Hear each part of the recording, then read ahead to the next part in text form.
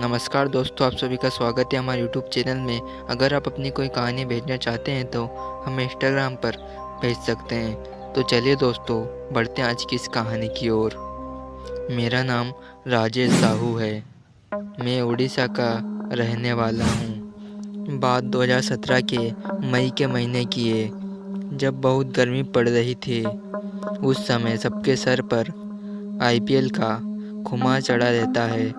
मैं भी आईपीएल देखकर सोने के लिए लगभग 12 बजे सोने वाला था, लेकिन गर्मी के कारण मैं अकेला छत पर खटिया लेकर सोने चला गया। इतनी गर्मी थी कि नींद भी जल्दी नहीं आ रही थी। बड़ी मुश्किल से मैं सो गया। रात के लगभग 1:30 या 2 बजे मुझे कुछ रोने की आवाज़ सुनाई दी। मुझे लगा कोई बच्चा रो रहा होगा, इसलिए पहले तो मैंने ध्यान नहीं दिया। लेकिन जब मैं पूरी तरह जाग गया, मुझे आवाज़ थोड़ी ज़ोर से सुनाई देने लगी और तभी मैंने गौर से सुना तो वो आवाज़ किसी बच्चे की नहीं लग रही थी। वो आवाज़ किसी महिला की लग रही थी। फिर मैंने उठकर देखने की सोची। अंधेरा होने के कारण मुझे मेरा मोबाइल नहीं मिल रहा था। कुछ देर अंधेरे में हाथ फेरने के बाद मुझे खटिया के नीचे मोबाइल मिल गया, जो कि खटिया के नीचे गिर गया था। मैं उस रोने की आवाज़ को सुनकर काफ़ी डर रहा था।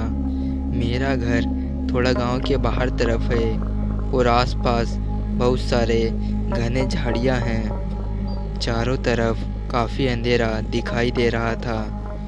तभी मैंने मोबाइल का फ्लैशलाइट जलाकर उन झाड़ियों की तरफ जब देखने की कोशिश किया तो मुझे ज़्यादा कुछ दिखाई नहीं दे रहा था। लेकिन फिर मैंने पेड़ के ऊपर जो देखा वो काफ़ी डरावना था। मैंने देखा कि एक डरावनी औरत सफ़ेद साड़ी में थी और पेड़ की डाली पर बैठकर रो रही थी।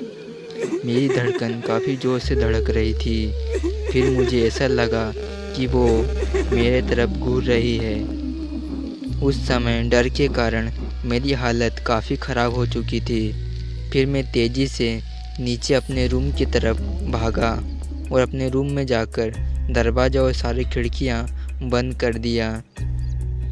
फिर भी मुझे बहुत ज़्यादा डर लग रहा था। दूसरे रूम में जाकर अपने मम्मी पापा को बुलाने का साहस भी मुझ में नहीं था। पूरी रात मुझे नींद नहीं आई और ऊपर से इतनी गर्मी। पूरी रात जागने के बाद सुबह सुबह मैं कब सो गया पता ही नहीं चला। फिर लगभग 7:30 बजे दरवाज़ा खटखटाने की आवाज़ सुनाई दी। जब मेरी नींद खुली तो रूम में काफ़ी अंधेरा था, क्योंकि रात को मैंने सारी खिड़कियां और दरवाजे बंद कर दिए थे। जब मैंने दरवाज़ा खोला तो मेरी मम्मी थी। वो पूछी, क्यों इतनी लेट सो रहे हो? मैंने सारे घर वालों को बीती रात की घटना के बारे में बताया। फिर मेरे पिताजी ने बताया कि वहाँ पर कुछ आवाज़ उन्होंने भी बहुत बार सुनी है और उन्होंने भी उस डरावनी औरत को 1-2 बार देखा है। आज उस बात को 2 साल से ज़्यादा हो चुके हैं, लेकिन अभी तक उस रात को मैं भूल नहीं पाया हूँ और उस दिन से मैं छत पर भी नहीं सोता हूँ। तो दोस्तों, ये थी आज की कहानी। अगर आप कोई कहानी भेजना चाहते हैं तो हम इंस्टाग्राम पर भेज सकते हैं। तो दोस्तों, मिलते हैं आपको इसी डरावनी कहानी के साथ।